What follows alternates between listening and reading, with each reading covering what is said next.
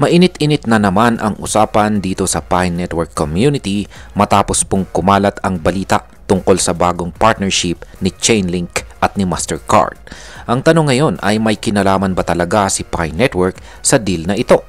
Posible na bang makabili ng Pi gamit ang pisong papel or credit card? O baka naman masyadong napaaga ang kasiyahan ng mga pioneers? Kaya sa video na ito ay iisa-isay natin ang buong kwento. Ano ba talaga ang nangyari sa Chainlink Mastercard partnership? Bakit sobrang tuwang-tuwa ang Pi community at ang pinaka-importante ay ano ba talaga ang epekto nito sa presyo ni Pi at sa mga tayong mga Pinoy crypto traders at investors? Kaya yan, bago po tayo magpatuloy ay pakibasa na lamang po muna ang disclaimer dito sa ibaba ng ating screen. Yan. Simulan po natin sa kung ano ba talaga ang Chainlink Mastercard partnership na ito. Si Mastercard, isang global na higante, yan, or global giant sa pagbabayad yan gamit ang card, ay pumasok sa isang makasaysayang partnership kasama si Chainlink na kilala bilang isang decentralized oracle network. Sa simpleng salita, si Chainlink ang nagbibigay ng real-time and secure data mula sa labas papunta sa loob ng blockchain. Ang layunin ng partnership na ito ay ang tinatawag na Swapper Finance, isang bagong platform kung saan pwedeng direktang bumili ng mga crypto gamit ang Mastercard. Oo mga kaibigan o mga ka-crypto, hindi mo na kailangang dumaan sa exchange. Ibig pong sabihin, may bridge na ngayon sa pagitan ng traditional na finance o TradFi at ng decentralized finance or DeFi. Ngayon ay ano po ba ang koneksyon ng Pi Network dito kay Chainlink? Ngayon ay dito na nagkakaroon ng kasabikan ang Pi Network community. At bakit?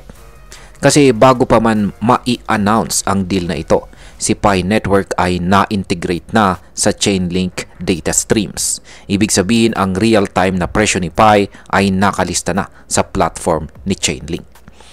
Sabi nga ng Pi community page, ayan, ay this is a big step for the open financialization of Pi. Ayan. Tila ba nakita ng mga pioneers ang connecting the dots? Dahil gamit na si Pi, gamit na po ni Pi ang infrastructure ni Chainlink. Tapos ngayon ay may partnership na si Chainlink at Mastercard. Baka raw si Pi na ang susunod na ma-integrate dito sa mundo ng mga fiat. Yan, fiat currencies. Ngayon ay pwede na bang bumili ng Pi gamit ang Mastercard? Ito po ang pinakamalaking tanong. Sa ngayon, ang sagot ay hindi pa. Oo, naka-integrate na si Pi sa data system ni Chainlink. Pero wala pa tayong kumpirmadong balita na kasama si Pi sa mga crypto na pwedeng bilhin gamit ang Mastercard sa Swapper Finance. Ang ibig sabihin po nito ay wala pang on-chain trading o fiat purchase para kay Picoin gamit ang Mastercard. Wala pa pong malinaw na plano or announcement na nagsasabing magiging available si Pi para sa ganitong klase ng transaction.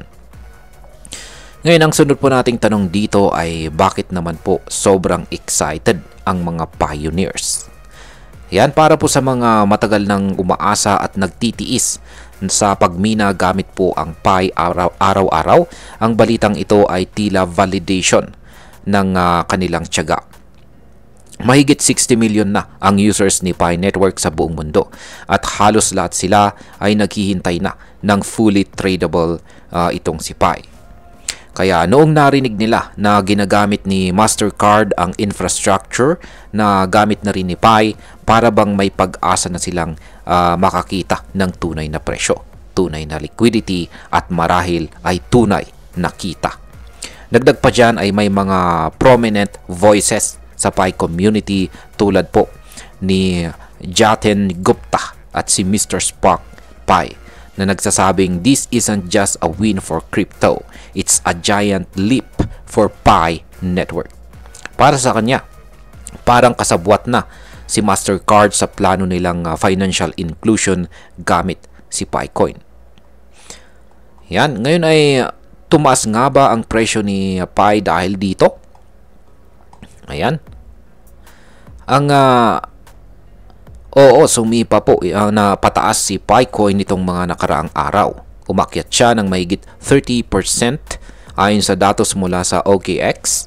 At ayon po sa CoinGecko, ang presyo po ni PiCoin ay nasa presyong 0.6099.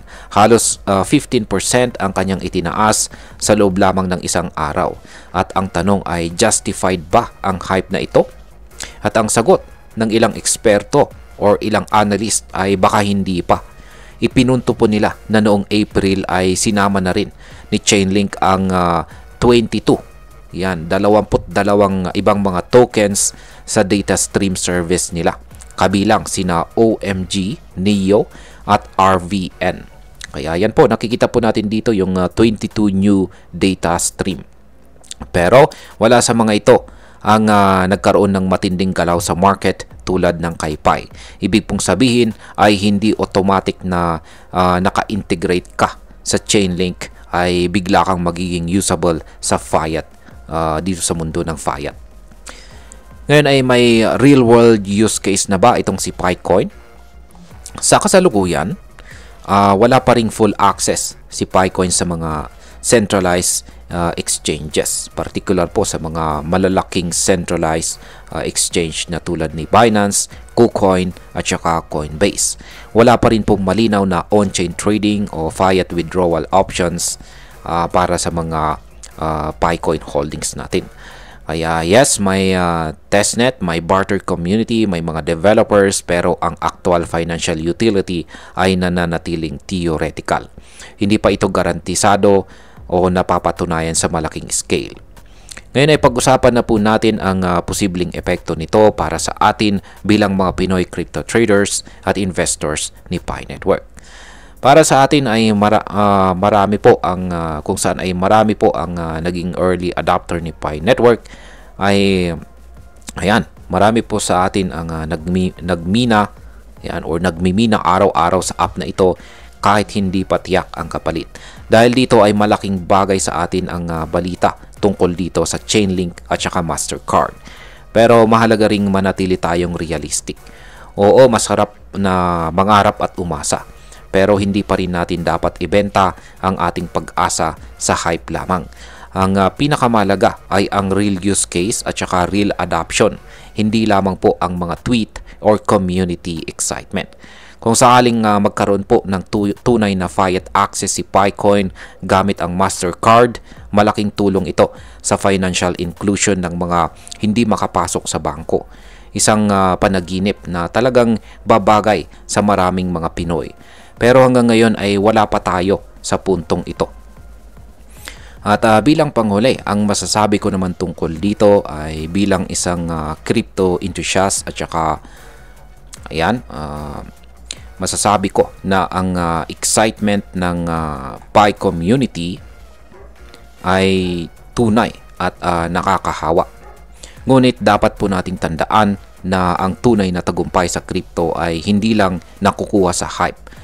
Nakukuha po ito sa execution. Ang partnership po ni Chainlink at Mastercard ay isang hakbang papunta sa mainstream adoption ng crypto.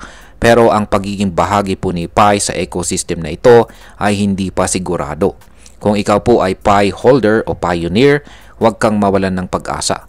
Pero huwag ka ring masyadong umasa hanggat wala pa tayong konkretong balita.